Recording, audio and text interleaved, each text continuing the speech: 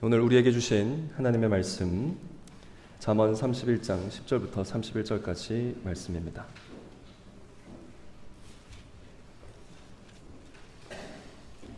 잠언 31장 10절부터 31절까지 말씀.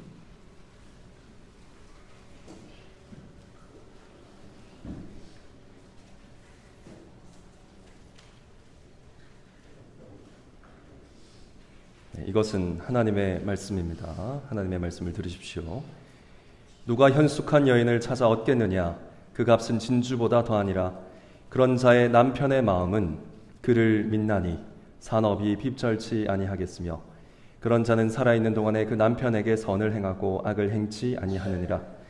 그는 양털과 삼을 구하여 부지런히 손으로 일하며 상고의 배와 같아서 먼 데서 양식을 가져오며 밤이 새기 전에 일어나서 그 집 사람에게 식물을 나눠주며 여종에게 일을 정하여 맡기며 밭을 간품하여 사며 그 손으로 번 것을 가지고 포도원을 심으며 힘으로 허리를 묶으며 그 팔을 강하게 하며 자기의 무역하는 것이 이로운 줄 깨닫고 밤에 등불을 끄지 아니하고 손으로 손뭉치를 들고 손가락으로 가락을 잡으며 그는 간곤한 자에게 손을 펴며 궁핍한 자를 위하여 손을 내밀며 그 집 사람들은 다 홍색 옷을 입었으므로 눈이 와도 그는 집사람을 위하여 두려워하지 아니하며 그는 자기를 위하여 아름다운 방석을 지으며 세마포와 자색 옷을 입으며 그 남편은 그 땅의 장로로 더불어 성문에 앉으며 사람의 아는 바가 되며 그는 배로 옷을 지어 팔며 띠를 만들어 상고에 맡기며 능력과 존귀로 옷을 삼고 후일을 웃으며 입을 열어 지혜를 베풀며 그 혀로 인애의 법을 말하며 그 집안일을 보살피고 게을리 얻은 양식을 먹지 아니하나니 그 자식들은 일어나 살해하며 그 남편은 칭찬하기를 덕행이 있는 여자가 많으나 그대는 여러 여자보다 뛰어난다 하느니라. 고운 것도 거짓되고 아름다운 것도 헛되나 오직 여호와를 경외하는 여자는 칭찬을 받을 것이라. 그 손의 열매가 그에게로 돌아갈 것이요 그 행한 일을 인하여 성문에서 칭찬을 받으리라. 아멘. 오늘 읽을 말씀으로 어떻게 사랑할 것인가 잠언 강의 마지막 설교 어떻게 사랑할 것인가 라는 제목의 설교를 선포하도록 하겠습니다. 사랑하는 성도 여러분, 오늘 본문은 르무엘 왕의 어머니가 아들에게 들려주는 잠언입니다. 이렇게 시작하고 있습니다. 누가 현숙한 여인을 찾아 얻겠느냐? 이것은 단순한 질문이 아닙니다. 사실은 단호한 권면이지요. 원어로 읽어보면 현숙한 여자 누가 얻겠느냐? 이렇게 묻고 있습니다. 즉 너는 꼭 현숙한 여인을 찾아 결혼해야 한다. 아주 강조하는 말투입니다. 이어서 어머니는 이렇게 말합니다. 그 값은 진주보다 더하니라. 여기서 진주라고 되어 있는 것은 사실 산호라는 보석인데요. 주홍빛으로 빛나는 아주 귀한 보석입니다. 이 말을 요즘 말로 하자면 다이아몬드보다 더 귀한 여자다 이런 뜻입니다. 이 세상에서 가장 귀하고 아름다운 여자가 현숙한 여인이니 그를 찾아 얻으라 이렇게 말씀합니다. 궁금하시죠? 도대체 현숙한 여자가 누구길래 어머니가 이렇게까지 며느리로 삼고 싶어 하는가? 세상에서 가장 귀한 여자가 과연 어떤 여인일까? 우리는 이후의 내용을 읽어보면서 놀라게 됩니다. 이 말씀은 단순히 이상적인 신부감을 제시하는 말씀이 아니기 때문입니다. 어떻게 사랑할 것입니까? 어떻게 사랑할 것인가? 라고 묻는 교회에 주시는 하나님의 대답이기 때문입니다. 하나님의 지혜이기 때문입니다. 이 시간 하나님이 알려주시는 잠언의 마지막 지혜의 말씀을 귀 기울여 잘 들으시기 바랍니다. 우선 말씀을 그냥 있는 대로 한번 읽어보면 여자를 소개하고 있는 건 맞지요. 이 여자는 어떤 여자입니까? 첫째로 참으로 할 줄 아는 게 많은 능력자임을 알 수 있습니다. 양털과 옷감을 구해서 옷을 만들 수 있고요. 가족에게 양식이 필요하면 저 멀리 가서 양식을 어떻게 해서라도 구해오는 여자입니다. 그렇게 얻은 수익, 장사를 하는 여자이죠. 그렇게 얻은 수익을 또 모아가지고 알뜰살뜰히 살아가지고 모은 돈으로 없던 밭도 삽니다. 부동산도 이렇게 마련하는 거죠. 또 밭을 포도원으로 막 가꿉니다. 뭐가 자랍니까? 포도가 자라겠지요. 더 많은 열매, 수익을 얻습니다. 자, 이렇게 능력이 많은데 둘째로 굉장히 부지런합니다. 해가 뜨기 전에 일어나서 하루 종일 열심히 일하고 장사하고 언제까지? 밤 늦게까지 물레가락을 잡는다. 씨를 뽑는다는 얘기죠. 밤 늦게까지 할 수 있는 일을 합니다. 내일을 준비하는 것이죠. 또 그런 일들을 셋째로 스트레스 받으면서 억지로 하는 게 아닙니다. 아주 즐겁게 합니다. 13절을 원어로 읽어보면요. 두 손의 기쁨으로 일한다 이렇게 되어 있습니다. 그러니까 그 여인이 일하는 손을 보면 손이 막 즐거운 거예요. 즐겁게 일하는 손 상상이 가시나요? 네. 휘파람 불면서 음악 들으면서 저희 아내도 가끔 설거지하면서 그렇게 하는데 즐겁게 일하는 거예요. 즐겁게. 그렇게 집안 전체를 잘 다스리고 즐겁게 일을 합니다. 그리고 이렇게 즐겁게 일하려면 뭐가 받쳐줘야 됩니까? 체력이 받쳐줘야 됩니다. 그래서 17절에 보니까 뭐라고 합니까? 허리에 끈을 동이고 팔뚝을 힘있게 단련한다. 네. 자기 관리도 아주 잘하는 그런 여성입니다. 그리고 넷째로 이 선견지명도 뛰어납니다. 이 집 사람들은 갑자기 눈이 와도 걱정이 없어요. 왜냐하면 이 여자가 미리 입을 따뜻한 옷을 준비해 두었기 때문에 갑자기 눈이 올 수 있거든요. 네, 이스라엘 지역에 보통은 더운데 갑자기 설이나 눈이 내리는 경우가 생깁니다. 그래도 문제가 없습니다. 왜? 갑자기 일어날 환란을 이 여인이 아주 잘 대비하고 있기 때문입니다. 갑작스러운 일로 집안이 휘청이지 않게 하는 대비하는 그런 능력이 있는 능력자입니다. 근데 중요한 것은 이 여인이 그 능력을 무엇을 위해 사용하는가? 자아 실현을 위해 사용하는가? 그렇지가 않다는 것이죠. 사랑하기 위해서 자신의 능력을 다 사용한다는 것입니다. 그녀는 사랑의 능력자입니다. 첫째로 그녀는 남편을 사랑합니다. 그녀의 남편은 장로들과 함께 성문에 앉는다 그랬습니다. 성문은 재판하는 장소입니다. 하나님의 나라를 다스리는 장소입니다. 하나님의 나라의 일을 하는 곳입니다. 그 일을 잘 할 수 있습니다. 집중할 수 있습니다. 왜냐하면 남편을 사랑하는 아내가 집안의 모든 일을 다 책임지고 맡고 있기 때문입니다. 그녀는 자녀도 사랑합니다. 남편이 성문에서 입을 열어서 하나님의 말씀으로 하나님의 백성을 다스릴 때 이 여인은 무엇을 하는가? 입을 열어서 지혜의 말, 인애의 말, 헷세드의 말을 하면서 자기 자녀들을 가르칩니다. 하나님의 언약과 사랑을 자녀에게 가르치는 사랑을 베풀죠. 그래서 이 남편은 부족함이 없다고 합니다. 핍절치 아니한다라는 말이 부족함이 없다 이런 뜻이거든요. 부족함이 없습니다. 그리고 이 아내를 신뢰하고 존경합니다. 자식들도 어머니를 존경합니다. 뿐만 아니라 이 가족만 사랑하는 것이 아니라 그는 하나님 나라를 사랑합니다. 남편이 재판으로 억울한 자들을 그들의 마음을 풀어주면서 섬기는 동안 이 아내는 가난한 자들을 구제하면서 하나님 나라를 섬깁니다. 그 결과 이 여인은 모든 사람에게 칭찬과 칭송을 받습니다. 자, 한마디로 정리하면 이 여인 사랑하는 일에 있어서의 능력자입니다. 자, 오늘 현숙한 여인이라는 표현이 나오지요. 우리 교회도 현숙이라는 여인이 계십니다. 네, 아주 좋은 이름입니다. 자, 이 현숙한 여인이라는 뜻이 뭐냐? 유력한 여자란 뜻입니다. 있을 유, 힘력, 힘이 있는 여자란 뜻이에요. 무슨 힘이 있는 여자입니까? 사랑할 힘이 있는 여자를 의미합니다. 네. 사랑할 힘이 있는 여자, 사랑을 지혜롭게 실현시킬 수 있는 여자, 능력자라는 것이죠. 이런 여자가 있으면 다이아몬드를 구하는 것보다 더 귀하니 바로 잡아서 결혼해라. 이것이 오늘 르무엘의 어머니의 교훈입니다. 이것이 오늘 잠언의 내용입니다. 자, 그렇다면 성도 여러분, 이런 말씀이 왜 잠언의 맨 마지막에 이렇게 기록되어 있을까요? 여기 계신 자매님들 모두가 이런 능력자가 되라고 말하는 것이겠습니까? 굉장히 부담스럽죠. 아니면 형제들이 모두 이런 여인을 찾아서 결혼하라는 얘기일까요? 언제 결혼하겠습니까? 네, 잘 없거든요. 자, 사실 오늘 이 본문은 잠언 전체의 결론입니다. 이 마지막 가르침은 잠언의 첫 번째 지혜와 그래서 연결이 되어 있습니다. 이 마지막 부분하고 이 첫 번째 부분하고 연결이 되어 있습니다. 잠언 1장은 어떻게 시작하는가? 아버지의 가르침으로 시작합니다. 1절을 보시면 다윗의 아들 이스라엘의 왕 솔로몬의 잠언이라 하면서 시작해서 아들아 하면서 아버지가 아들에게 주는 가르침으로 시작합니다. 그런데 31장은 르무엘 왕의 어머니의 잠언으로 마치고 있습니다. 이 말은 잠언 전체의 지혜가 어떻단 말입니까? 부모든 자녀든 아버지든 어머니든 남자든 여자든 언약 백성 모두가 가르쳐야 되고 또 배워야 되는 지혜라는 것을 알려주고 있습니다.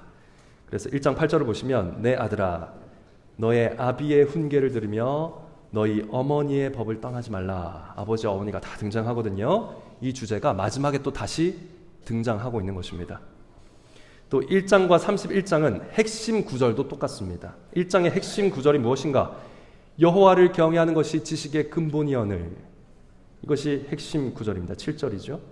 31장도 핵심 구절이 무엇입니까? 30절입니다. 오직 여호와를 경외하는 여자는 칭찬을 받을 것이라. 지혜의 시작과 끝이 모두 여호와를 경외하는 것이라고 가르치고 있다는 것이죠. 또 1장과 31장은 지혜를 사람처럼 묘사한다는 특징도 똑같습니다. 1장을 보시면 20절부터 지혜가 길거리에서 외치며 광장에서 부르짖는다 그럽니다. 그리고 지혜인 나의 책망을 듣고 돌이키라 그럽니다. 지혜가 막 말을 해요. 사람인 것처럼 나의 말을 듣고 돌이키라 이렇게 외칩니다. 지혜를 의인화한 것입니다. 또 오늘 읽은 잠언 31장에서는 그 지혜가 어떤 사람으로 등장할까요? 현숙한 여인으로 등장하는 거예요. 잠언 중간에 지혜의 여인이 등장하거든요. 마지막에 또 이렇게 다시 등장을 하고 있습니다. 그렇습니다. 오늘 잠언의 마지막 가르침은 이 지혜를 세상 그 무엇보다 귀한 여자에 비유하고 있는 것입니다. 현숙한 여인은 바로 잠언 전체가 가르친 하나님의 지혜를 얘기하는 거예요. 하나님의 백성들아 세상 가장 귀한 여인을 찾아서 하나가 되듯이 연합하듯이 결혼하듯이 하나님의 지혜를 찾아서 연합하고 하나가 되어라 라고 지금 가르치고 있는 거예요. 남자든 여자든 부모든 자녀든 하나님의 지혜와 연합해야 된다. 하나님의 지혜와 하나가 되어야 된다. 지금 이런 가르침을 주고 있는 것입니다. 즉 오늘 잠언이 바로 어떻게 사랑할 것인가 라는 우리의 질문에 대한 하나님의 답입니다. 그리고 오늘 잠언은 잠언 전체의 요약입니다.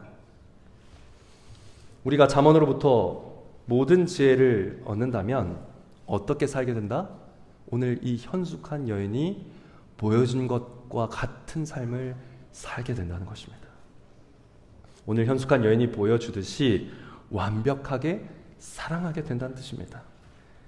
남편 되신 하나님, 그리고 남편의 자녀들인 언약 백성들, 그들을 섬기고 사랑하는 사람이 된다는 것입니다. 이 지혜와 연합하게 될 때. 그리고 이 지혜가 사랑한 하나님의 공동체를 섬길 수 있게 된다는 것이죠. 지금까지 선포된 하나님의 지혜는 구체적으로 어떤 사랑을 할 수 있도록 우리를 변화시키는가? 이 현숙한 여인이 지금 보여주고 있다는 거예요.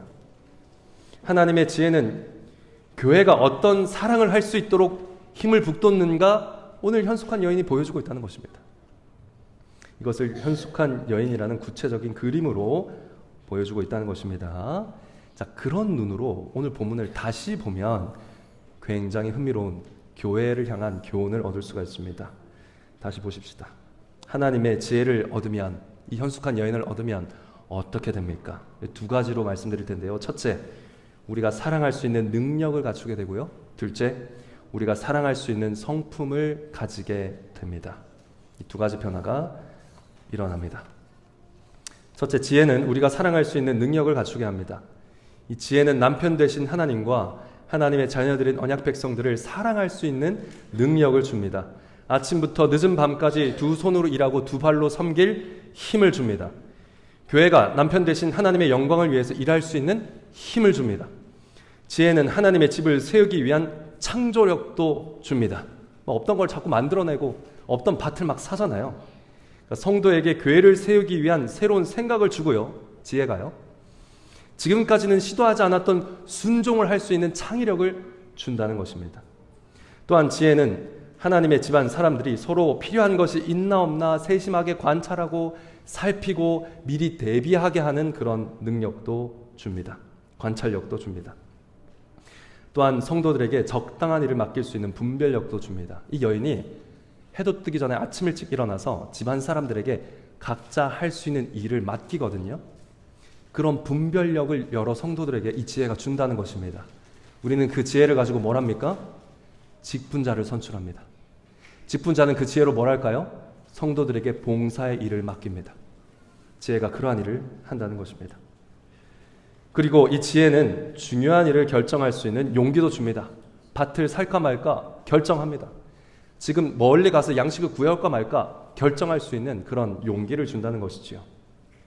이 결정력으로 당회는 교회의 중요한 일을 결정합니다. 또한 이 지혜는 시간과 체력과 물질을 낭비하지 않도록 합니다. 성도 여러분이 자기를 관리하게 하고요. 여러분의 재산, 여러분의 시간, 여러분의 공간, 여러분의 물질 모든 것을 아껴서 살뜰하게 살 수 있도록 하는 것이 바로 이 지혜입니다. 잠언에는 그런 지혜가 굉장히 많습니다.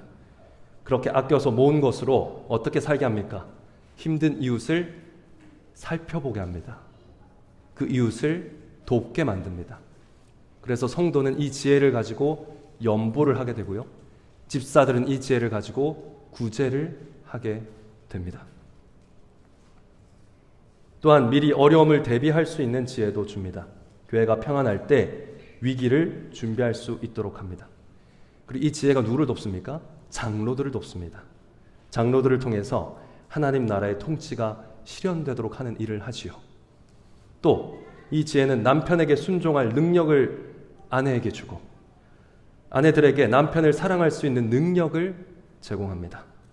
또 언약의 자녀들에게 하나님의 사랑을 가르치는 일을 할 수 있는 힘도 교회에 줍니다. 오늘 이 현숙한 여인이 보여준 모든 행동 속에 지혜가 가능케 하는 구체적인 사랑의 모습이 드러납니다. 이 모든 사랑을 할 수 있는 능력을 하나님의 지혜가 준다는 것이죠. 둘째, 지혜는 우리가 사랑할 수 있는 성품을 가지게 합니다. 특별히 26절을 보시면요. 이 현숙한 여인, 이 지혜는 말을 합니다. 어떤 말을 하는가? 지혜의 말을 하고요. 인애의 법을 말합니다. 잠언 전체에서 입에서 나오는 말은 다 어디서 나오는 걸까요? 마음에서 나옵니다. 그의 성품에서 나오는 것입니다. 말은 성품이고 행동이고 마음입니다. 그 마음이 지혜와 인애로 가득 차 있다는 뜻입니다. 지혜가 사람의 마음씨를 하나님의 지혜, 하나님의 인애와 사랑으로 가득 채운다라는 것입니다. 특별히 여기서 인애란 말씀드린 것처럼 헤세드입니다. 하나님의 변함없는 언약적 사랑입니다. 지혜는 하나님께서 언약 백성에게 베푸시는 변함없는 사랑을 알게 하는 지혜입니다. 뿐만 아니라 그 하나님의 사랑으로 생각하고 그 하나님의 사랑으로 말하고 그 하나님의 사랑으로 행동할 수 있게 하는 것이 바로 지혜입니다. 그런 마음으로 사람을 변화시키는 것이 지혜라는 것이죠. 하나님의 변함없는 사랑으로 남편과 아내를 사랑하고 자녀를 사랑하며 교회 형제 자매를 사랑하고 교회 밖에 있는 가난한 자와 어려운 자를 사랑할 수 있는 마음을 갖게 한다. 무엇이? 지혜가 그렇게 한다는 것입니다. 하나님의 지혜는 원수라도 사랑하고 싶은 마음이 생기도록 우리의 마음을 설득하고 변화시켜 간다는 것입니다. 이렇게 하나님의 지혜는 우리가 사랑할 수 있는 능력과 성품을 갖게 합니다. 자, 그런데 이 말씀을 들으면 여러분 어떤 생각이 드십니까? 목사님, 좋은 말씀이네요. 정작 저에게는 그런 지혜가 없습니다. 어떻게 이 지혜를 얻습니까? 네, 이것이 바로 우리가 그 다음으로 해야 될 질문입니다. 도대체 이 놀라운 지혜는 어떻게 얻을 수 있습니까? 어디서 얻습니까? 일반적으로 지혜는 어떻게 얻지요? 경험에서 얻습니다. 지식은 책상에서 얻지만 지혜는 경험으로 얻는 거예요. 지혜와 지식은 다릅니다. 자전거에 대한 논문을 100개 읽어보세요. 자전거 탈 수 있습니까? 못합니다. 자전거는 타면서 넘어지고 쓰러지고 다치고 다시 일어나야 탈 수 있는 거예요. 자전거를 탈 수 있는 지혜는 자전거를 타면서 생기는 것입니다. 일반적인 지혜는 바로 노하우입니다. 경험에서 오는 것입니다. 그러니까 어떤 방식으로 살아야 행복하게 살 수 있는가? 행복하게 살기 위한 바른 선택은 무엇인가? 우리가 이것을 경험해서 얻습니다. 그래서 보통 지혜를 뭐라고 합니까? 격언이라고 합니다. 겪어봐야 하는 말이라는 거죠. 경험해서 옵니다. 그러나 영원한 지혜는 어디서 오는가? 하늘에서 옵니다. 우리가 만들어낼 수 있는 경험에서 오는 것이 아닙니다. 우리를 영원히 복되게 하는 지혜는 하늘에서 옵니다. 여호와를 경외하는 자에게 하늘에서 주어지는 것이 바로 하나님의 지혜라는 것입니다. 그래서 잠언의 처음과 끝이 여호와를 경외하는 것이 근본이라고 말하고 있는 것입니다. 그렇다면 여호와를 경외한다는 건 무슨 뜻입니까? 경외라는 단어는 떨다라는 뜻입니다. 경외가 뭐라고요? 떨다라는 뜻이에요. 하나님 앞에서 떠는 것이 경외입니다. 여러분, 사람이 왜 하나님 앞에서 떱니까? 첫째, 두려워서 떱니다. 하나님 앞에 죄인이라는 것을 깨닫는 사람은 두려워서 떱니다. 둘째, 놀라서 떱니다. 이러한 용서받을 수 없는 죄인이 하나님께 용서를 받을 수 있다는 복음을 듣고 놀라서 떱니다. 셋째로, 경이로워서 떱니다. 도무지 용서받을 수 없는 내가 예수 그리스도의 보혈로 용서받았다고 하니 믿을 수 없어서 경이로워서 떱니다. 또한 이런 나를 하나님의 자녀로 사랑하신다고 하니 그 사랑이 너무 크고 기이해서 떱니다. 이런 나를 위해서 하나님이 우주보다 더 큰 사랑으로 아들을 주셨다는 사실에 두려워서 떱니다. 십자가 앞에서 회개하며 죄에서 돌아설 수 있다는 사실에 놀라면서 떱니다. 넷째, 그래서 하나님 앞에 절하며 떱니다. 하나님 앞에 절하며 삶 전부를 하나님께 내어 맡기면서 떠는 것이죠. 평생에 하나님만 신뢰하고 사랑하겠다며 고백하면서 떱니다.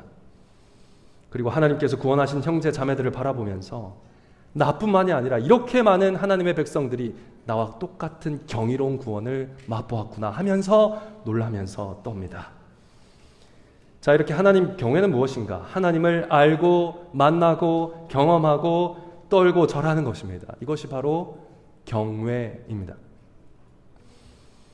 그렇다면 어떻게 이 지혜를 얻을 수 있습니까? 누가 현숙한 여인을 찾아 얻겠습니까? 하나님께서 은혜로 이 지혜를 주셔야 됩니다. 어떻게 우리가 하나님을 경외할 수 있다고요? 하나님을 알아야 된다고요. 우리가 어떻게 하나님을 압니까? 하나님이 알려주셔야 할 수 있습니다. 하나님을 경험해야지 떤다면서요. 근데 우리가 하나님을 경험할 수 있는 도리가 없어요. 하나님이 경험하게 해주지 않으시면.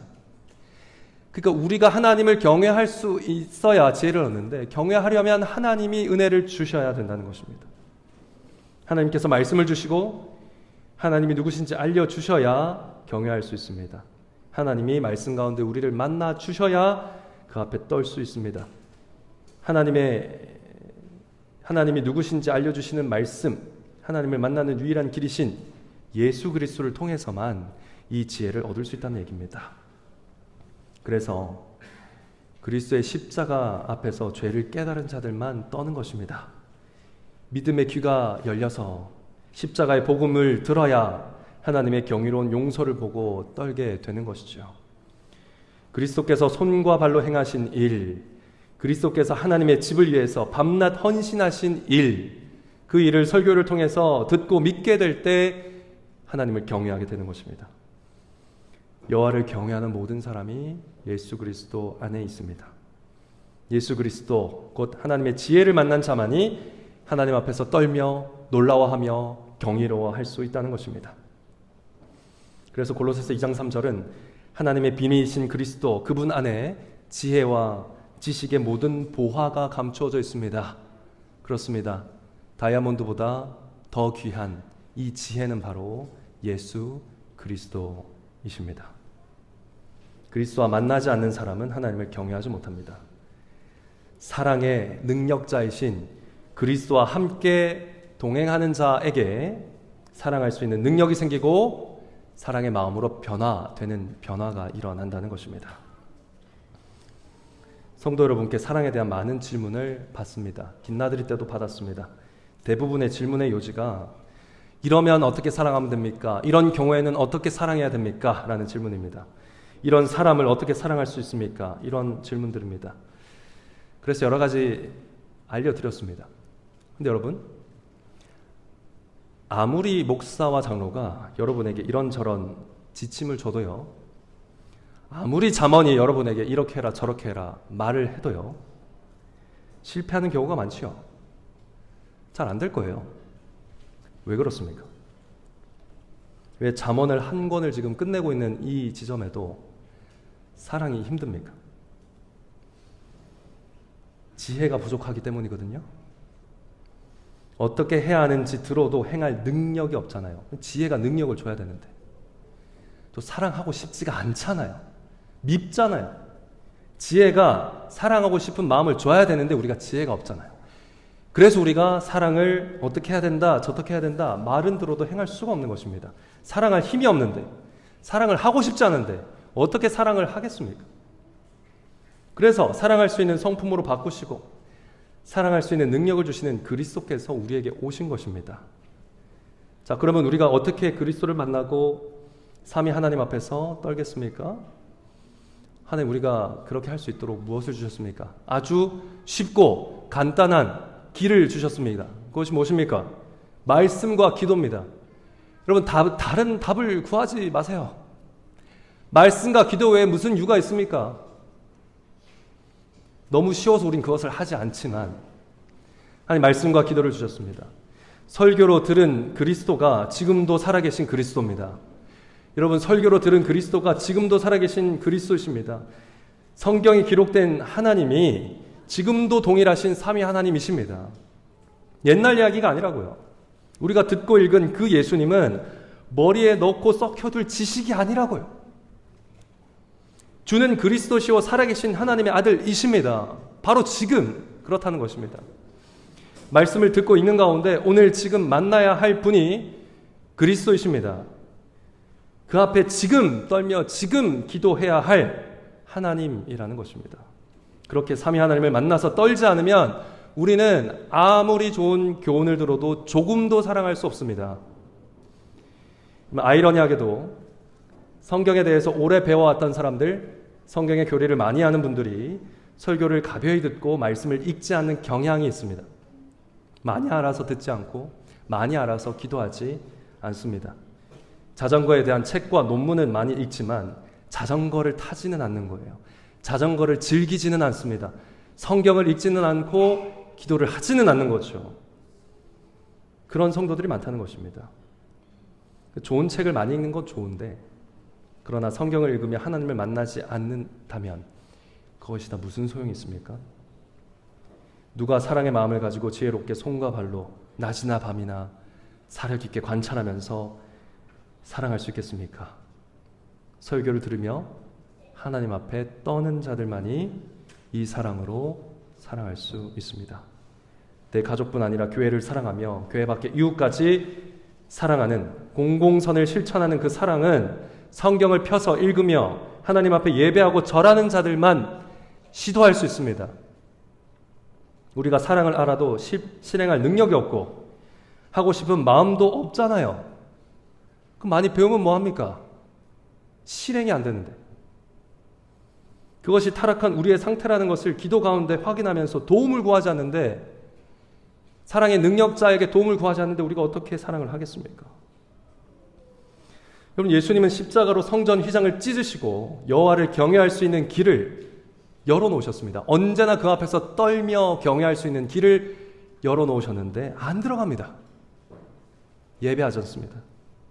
그런데 우리가 어떻게 변하고 어떤 능력으로 사랑을 하겠습니까? 도대체 어떻게 사랑할 것인가? 이것은 하나님이 우리에게 던지는 질문입니다. 도대체 어떻게 사랑할 거라고 그러느냐? 이것이 하나님의 질문이라는 것입니다. 그럼에도 사랑하는 성도 여러분, 오늘 말씀은 위로와 소망의 말씀입니다. 하나님께서 이런 우리를 현숙한 신부로 완성해 가실 겁니다. 신랑 예수께서 성령 안에 함께 하시면서 우리를 사랑할 수 있는 백성으로 변화시켜 가실 것입니다. 우리 자신만을 위해 사는 삶에서 점점 벗어나게 하실 것입니다. 머리가 휘어질수록 더 잘 사랑할 수 있는 사람으로 바꾸어 가게 하실 것입니다. 새로운 봉사를 고안해내고 새로운 순종의 방식, 새로운 사랑의 길을 개척해낼 수 있는 사람으로 바꾸어 가실 것입니다. 오늘 현숙한 신부답게 변화될 수 있다는 큰 소망을 이 말씀을 통해 주고 계십니다. 이 삼위 하나님 앞에서 경외하며 떠시기 바랍니다. 또한 오늘 말씀은 믿음의 말씀입니다. 우리는 스스로 현숙한 여인이 될 수 없습니다. 믿음으로만 됩니다. 우리는 이방 여인처럼 하나님을 떠난 자였습니다. 그러나 신랑 예수께서 우리에게 오셔서 우리를 구원하셨습니다. 음녀같이 행하던 우리를 신랑 예수께서 건져 구원하신 것입니다. 이 크고 놀라운 구원을 이루신 그리스도를 믿고 이 사랑의 능력자를 따르십시오. 이 죄인을 그리스도 때문에 의롭다고 칭하신 우리 하나님 아버지를 믿고 기도하시기 바랍니다. 또 여전히 죄를 짓는 우리에게 용서의 의미를 적용하시는 성령님을 믿고 떠시기 바랍니다. 주일 공예 때마다 선포되는 말씀 속에서 삼위 하나님을 믿음으로 바라보며 떠는 여러분이 사랑할 수 있게 될 것입니다. 그래서 오늘 말씀은 또한 소망과 믿음의 말씀일 뿐 아니라 사랑의 말씀입니다. 지혜이신 그리스도는 또한 하나님의 사랑입니다. 하나님의 사랑을 알고 떠는 성도만이 그 떨림을 전할 수 있습니다. 하나님의 사랑에 떨리지 않은 사람은 아무 떨림도 전할 수가 없습니다. 그리스도의 성령을 통해서 예수님의 사랑의 능력을 힘입은 성도만이 경이로운 사랑을 실천할 수 있습니다. 우리는 사랑의 능력자가 아니지만 평생 사랑의 능력자가 함께 하시는 임마누엘 하시는 인생입니다. 그 도움을 받으시고 매일 경건의 자리에서 맛보시고 떠시고 경외하시기 바랍니다. 그래서 사랑을 고파하는, 사랑이 없어서 아우성치는 이 세상 속에서 사랑을 이루어내는 현숙한 형제자매들이 되시기를 간절히 바랍니다. 그리하면 오늘 우리가 불렀던 시편 찬송 5절처럼 이렇게 사랑하고 이렇게 서로를 섬기는 교회를 통해서 하나님이 없다 하는 사람들이 하나님을 볼 것입니다.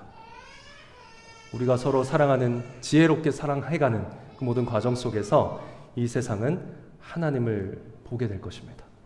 그렇게 이 세상 가운데 지혜의 그리스도, 사랑의 하나님을 선포하고 전하는 현숙한 교회가 되게 하시기를 성부와 성자와 성령의 이름으로 간절히 축원합니다.